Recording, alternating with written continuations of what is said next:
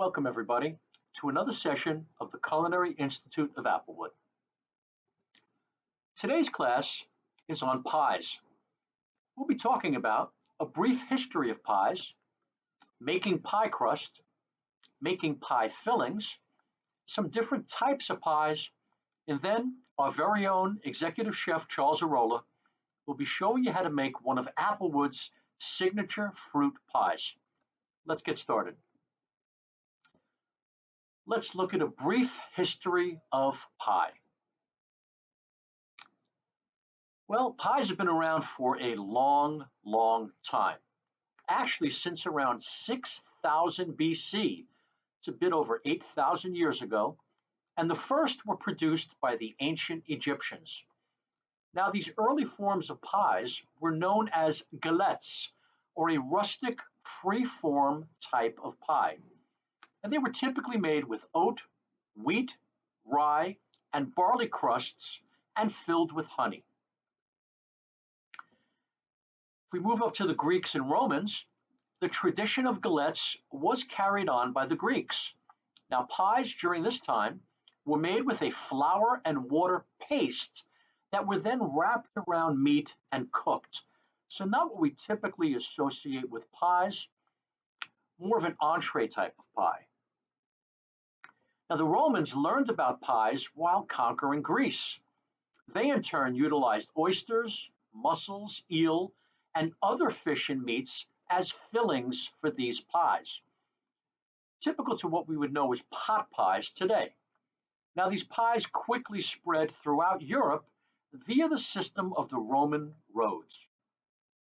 If we move up to the Middle Ages, early pies in the Middle Ages were predominantly meat pies, as we saw previously in Greek and Roman times. Now, they were spelled P-Y-E, and these pies appeared in England as early as the 12th century AD. Now, the crust of a pie was referred to by the word coffin, meaning a box. Now, these early pies had thick crusts that were used primarily as a baking dish, and they were very tough and inedible. And fruit pies or tarts were probably first made in the 1500s. This is real interesting. In the Middle Ages, there were things called animated pies. Now, these were the most popular banquet entertainment in the Middle Ages. Now, you've probably heard the nursery rhyme, sing a song of sixpence, 4 and 20 blackbirds baked in a pie. And this refers to this type of animated pie. Rabbits, frogs, turtles, and even dwarfs were also set into these large pie shells to be released with much ceremony when the crust was cut open. In fact, in the 14th century, the Duke of Burgundy chef made an enormous pie which opened to the sound of 28 musicians playing from within the pie. It must have been quite impressive.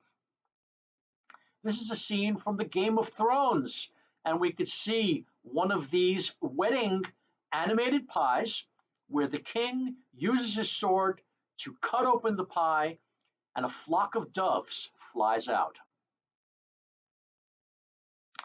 If we move up to the Americas, pie came to America with the first English settlers.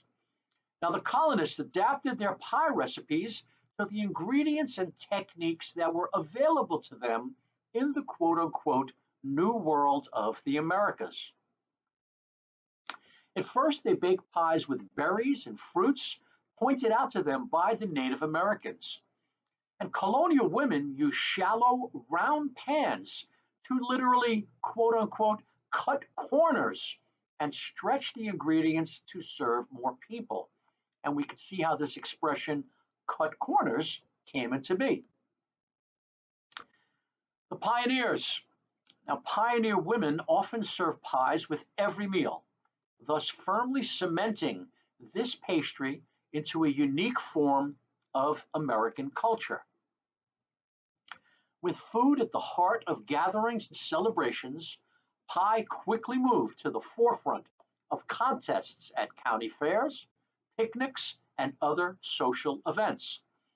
And as the settlers moved westward, American regional pies developed. Sure, most, if not all of us, have heard of the famous author Mark Twain. Mark Twain's actual name was Samuel Clemens, and he was, in fact, a big fan of eating pies. Now, his lifelong housekeeper, a woman named Katie Leary, often baked huckleberry pie to lure him into breaking his habit of going without lunch. And it is rumored, of course, that this was the inspiration for the name of his beloved character, Huckleberry Finn. Let's look at pie today. And over the years, pie has evolved to become what it is today, the most traditional American dessert. And pie, in fact, has become so much a part of American culture throughout the years that we now commonly use the term as American as apple pie. Well, let's look at making a pie crust, which is obviously a very important component of making a pie. The basic recipe is 1.5 cups of all-purpose flour, a quarter teaspoon of salt, 10 tablespoons of cold European butter cut into cubes. Now, the difference between European and American butter, European butter does not have the whey or water content that American butter does. It is pure butterfat, and it is much better to make pastries and pie crusts with European butter. And then 2 to 4 tablespoons of ice water, and it does need to be very cold to make a pie crust. Basically, you mix the dry ingredients, and then using a fork or a flour cutter, you cut the butter into the flour until the butter is approximately lima bean sized pieces. Then you slowly add the ice water and mix until the dough just comes together. At that point, you form a ball, flatten the dough slightly, and chill at least 1 hour. Now, to roll the dough, you want to lightly dust flour on a counter, and a stone counter is typically best, again, because it does retain the cold. And use a rolling pin. And you want to roll the dough away from you and turn after each roll. You want to minimize the use of extra flour as it will tend to toughen the pie crust. Then roll to 12 inches in diameter for a typical 9-inch pie pan. And this will give you enough overlap to go up the sides and over the top just enough. Then place it in a pan, crimp the edges unless you're adding a top crust, and then prick the dough with a fork. Now, there's a technique called blind baking.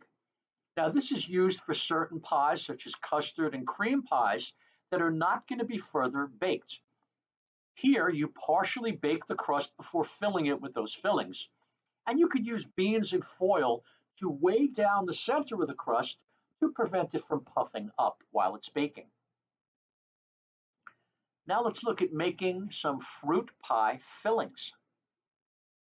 The basic recipe is 4 to 6 cups of cut fruit, and you want to toss them with lemon juice to prevent browning, especially if you're using apples or pears or other fruit that tend to brown.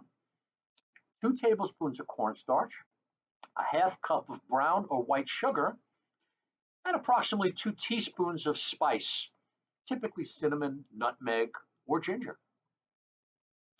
And you want to mix your dry ingredients, add it to the cut fruit, and mix well.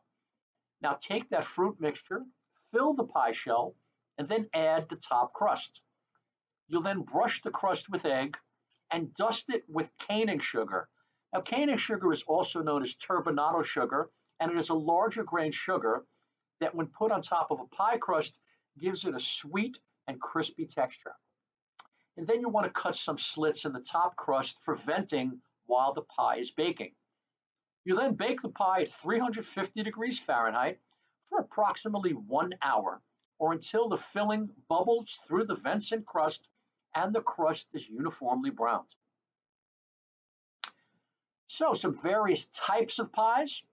There are fruit pies, custard pies, meringue top pies, cream pies, pecan pies are a type of pie of their own, and then savory pies such as pot pies that are actually entree items. Now at this point, I'd like to introduce our very own executive chef, Charles Arola, who's going to show you how to make an Applewood signature pie. I want to thank you for joining us today, folks. Have a great day, and we'll see you next time.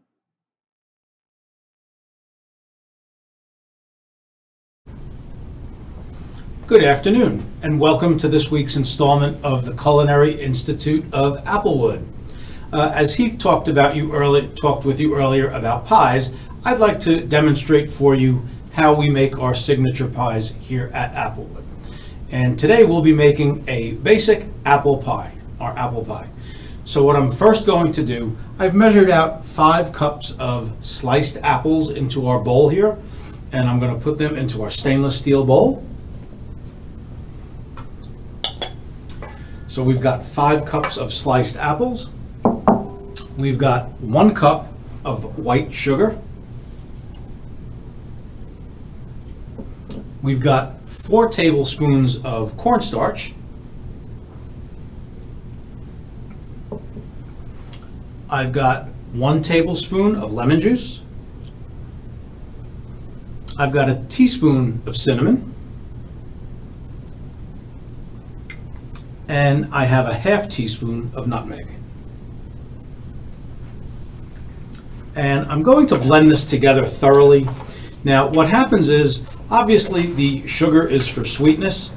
The cornstarch is, as the apples cook and they begin to release their juices, the cornstarch will cook and make it thick and make it more of a, not a gel, but a nice thick fruit consistency.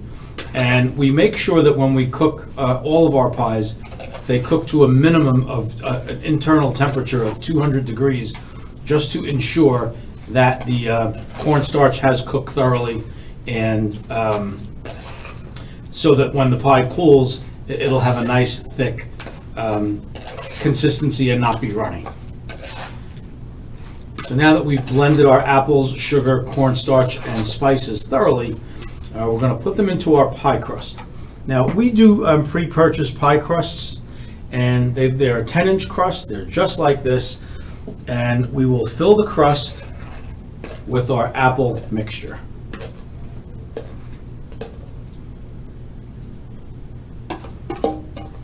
And I always try to overfill the pie crust, just because as the apples cook, they do tend to cook down, and so we want to make sure that we have a nice full pie.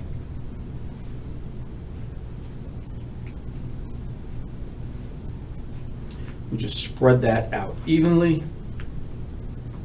And then we take the second pie crust and just invert it and let it pop out of its shell. Place it right on top of the other shell in the apple mixture. And I'll just mold that down with my hands a bit and pinch the edge. And then we will crimp the edge with a fork. As I'm sure most of you have seen and done in the past when making a pie, it gives the pie a nice little texture on the edge. It helps keep the 2 shells together.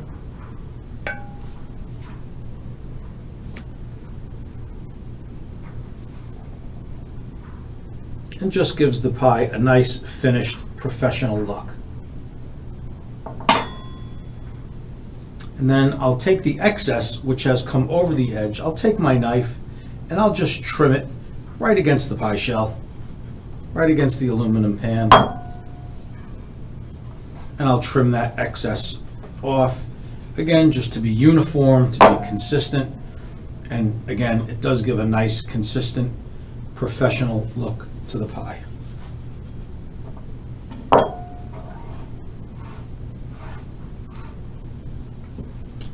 Now in this little bowl, I've beaten a couple of eggs, we're going to put a little egg wash on top. So with a pastry brush, I will just brush our pie with our egg mixture.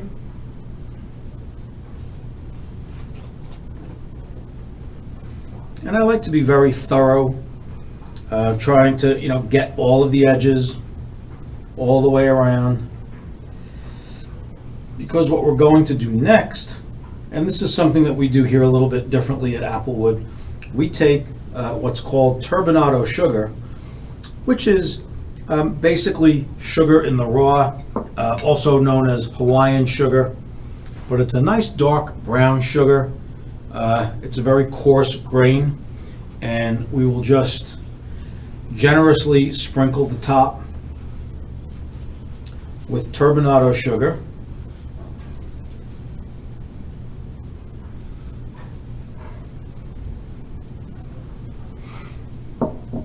And then I'll take my knife and I'll just score the top pie shell. I generally score 4 times, and this lets the steam escape and again gives the pie, when it's finished, a very nice look. So this is what our unbaked pie looks like before it goes into the oven. We'll place this pie in a 325-degree oven for approximately an hour. It could be anywhere from 50 minutes. It could go up to about an hour and 5 minutes, but we will take our temperature and just make sure that it is at the interior is at 200 degrees so that we know that the cornstarch is cooking. So we will pop that into the oven, and lo and behold, in about an hour, you will have a pie that looks just like this. So very nice, very pretty pie. And let's try a piece. So we always take these 10-inch pies, we cut them into 8 slices each. And I'll first cut in half.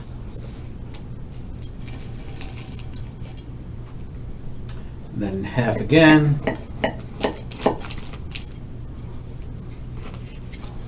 And then one more half.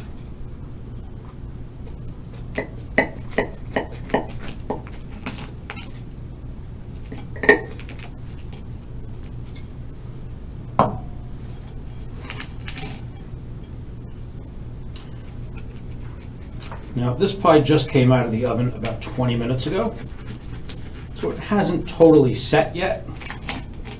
However, I think we'll get a good idea of what this is going to look like.